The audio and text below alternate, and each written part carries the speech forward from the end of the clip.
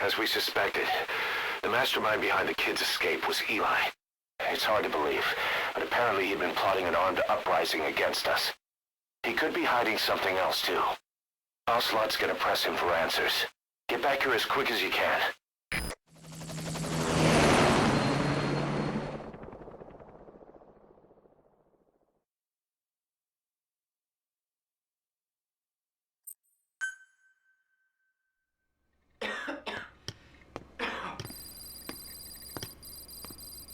Where is he? I told you. Your father's not here. They're back. Yes, they're back. But don't get any bright ideas. Your quarters are under full surveillance. Your weapons privileges have been suspended. No more uprisings for you. Did you really think it would be that easy, Commander?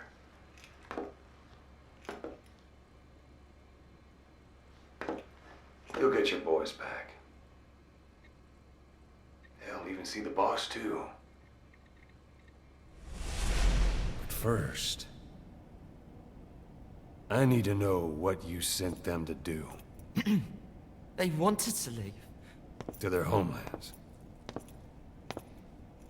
They wanted to go home. That's all. So they were just homesick then. Not quite. Militia warlords, PFs, the armies that murdered their families. Cousins, brothers, parents. They all had someone they wanted to kill.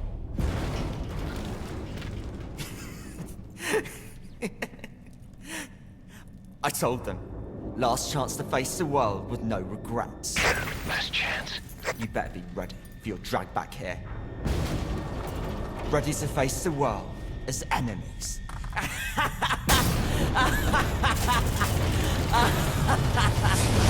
No!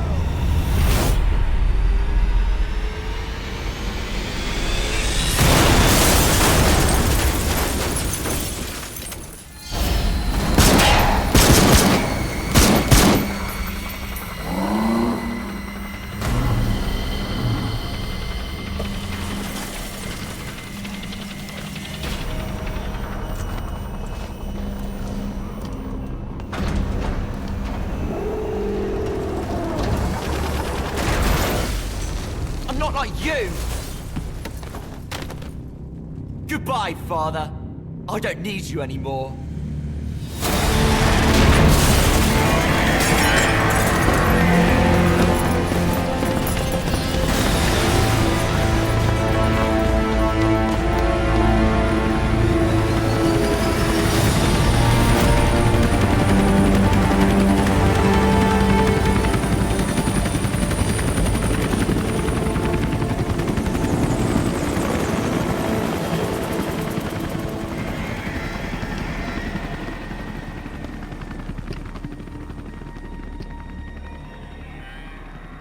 Was Ralph really an accident? Or did Eli just rig it to stir up the boys? Either way, he had to have been planning for this all along. Bidding farewell to the world.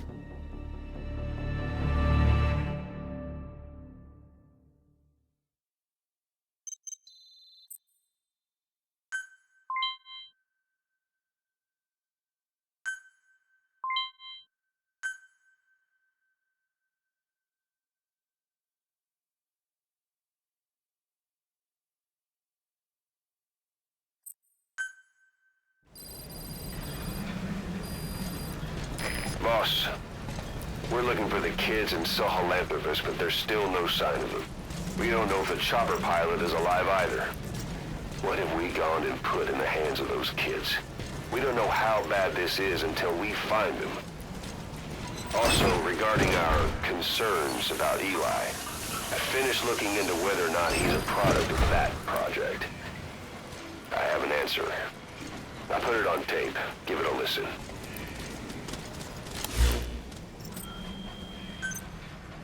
Boss, I've updated the mission list. We've received some new job offers. The details are on your iDroid.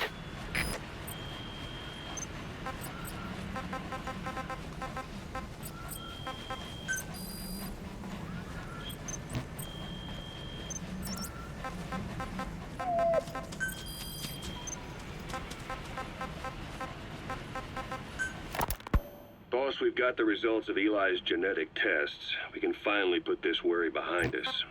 We used the PCR technique and conducted DNA fingerprinting of the copied DNA sequences. Neither is mainstream science yet, but the concepts and procedures are sound. Both tests say there is 0% chance that the two of you are blood relatives, meaning the results are negative. He's not your son, nor is he your clone. He's just another person. It was 12 years ago that Zero made plans to clone you. Eli's age and appearance certainly are a good fit. I admit the first time I saw him, I did a double take, but it looks like we were worried for nothing. Eli isn't your clone, though you might still have one somewhere out there. But if Eli isn't the boss's clone, why does he seem so obsessed with him?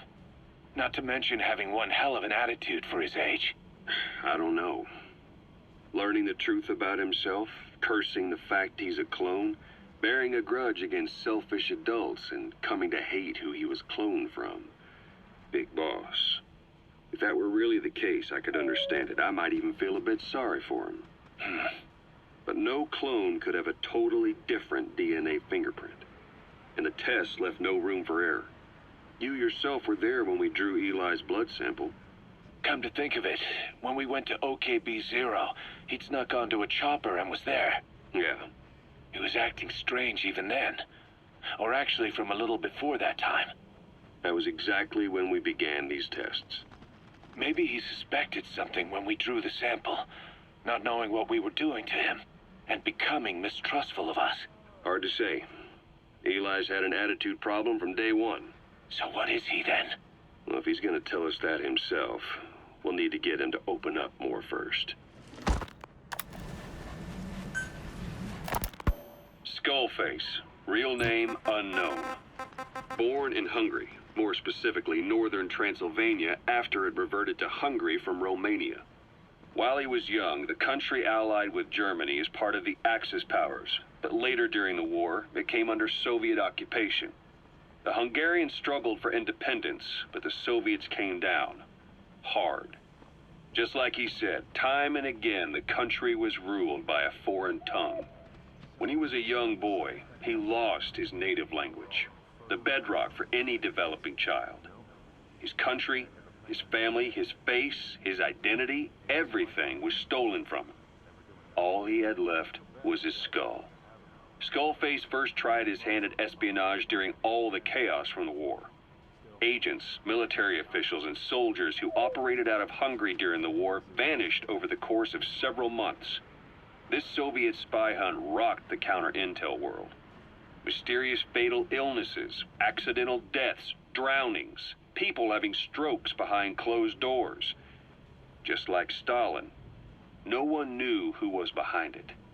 But all you need to do was look for who had the motive.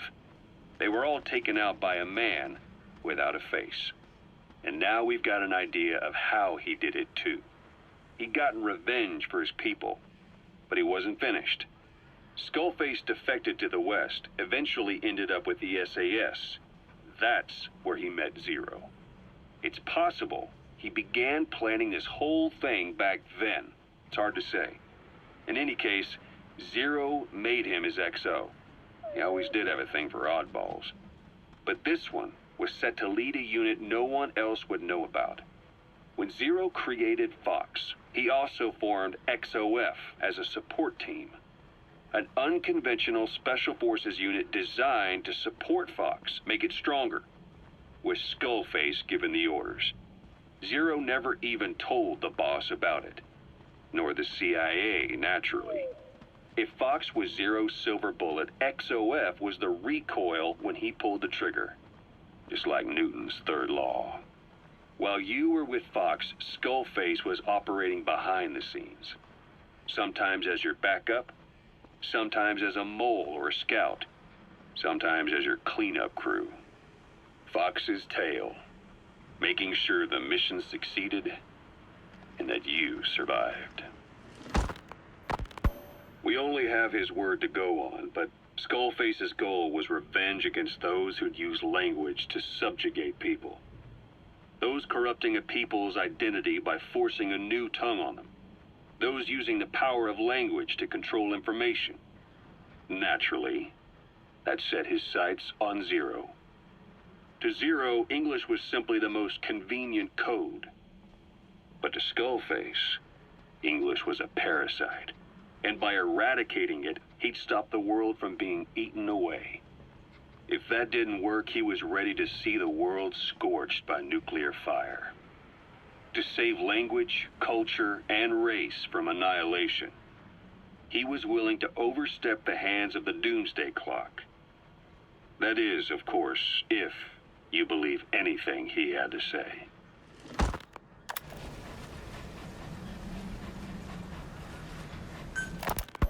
You know, when you brought back all the child soldiers who escaped, Eli knew they'd returned. Needless to say, nobody said a word to him. I guess they got a message to him somehow. Eli wasn't put in a corner in timeout. He was locked up in that room, completely cut off from the outside world. Then how'd he find out? There's only one possibility I can think of. The Soviet Union has been researching military applications for psi phenomena. Psi? Things like psychokinesis and ESP, extrasensory perception. You mean moving objects without touching them? Knowing what cards somebody's holding up? Psychic powers? Come on. I thought that was just another bunch of disinformation aimed at the West. Just bear with me a second. One type of ESP is telepathy. It's the ability to know another person's thoughts through nonverbal means. You're saying Eli read our minds? It's the only idea that doesn't involve someone getting to him. Ocelot. Look, psi research isn't some hocus pocus. It's all evidence-based, scientific. There's got to be another explanation. Maybe one of the kids stuck a note to your back. I hope that's the case.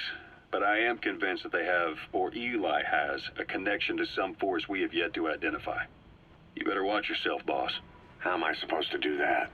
If he is depending on something for help, well, that's his Achilles heel. If you can figure out what that something is, you might be able to use it against him. I'll keep that in mind. Oh, and the medical team is looking after the kids left on Mother Base. For the moment, they don't seem too panicked. But boss, get this.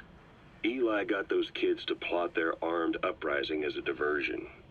Also, he could steal Sahelanthropus and escape. That brat got us good. Set us up and knocked us down. And then there's that mystery kid who was with Eli. With those two working together, I'd say things won't be over for a long time yet.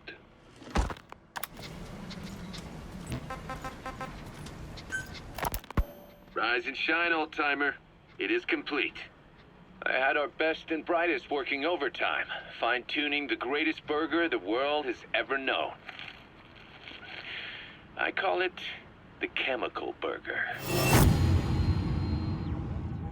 What on earth is that color?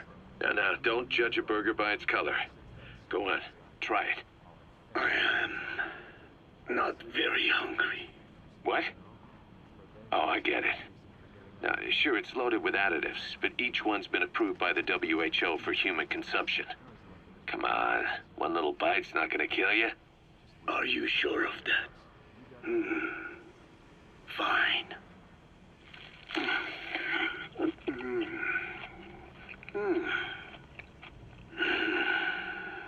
Well, what do you think? It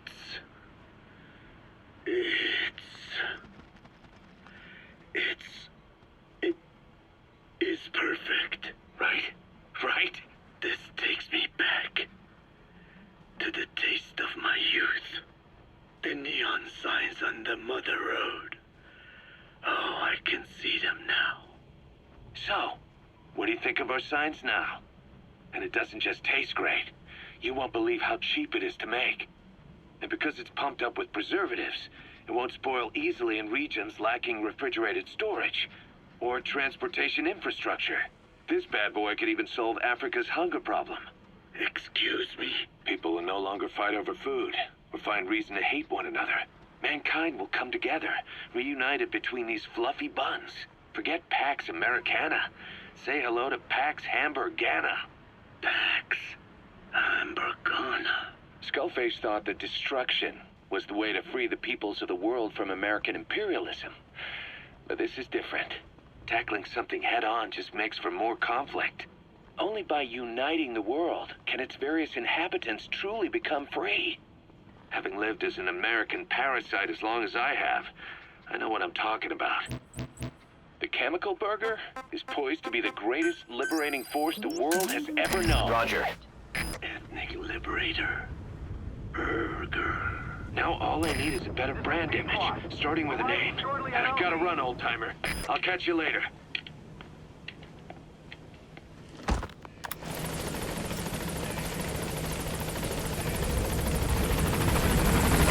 This is P-Squad!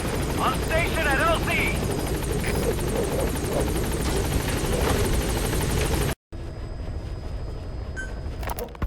What was your goal in having the children repair Sahelanthropus? I just answered their questions. I had no idea they would actually try to fix it. I mean, can you imagine a child piloting it? Oh, sure. Easily. It wouldn't work.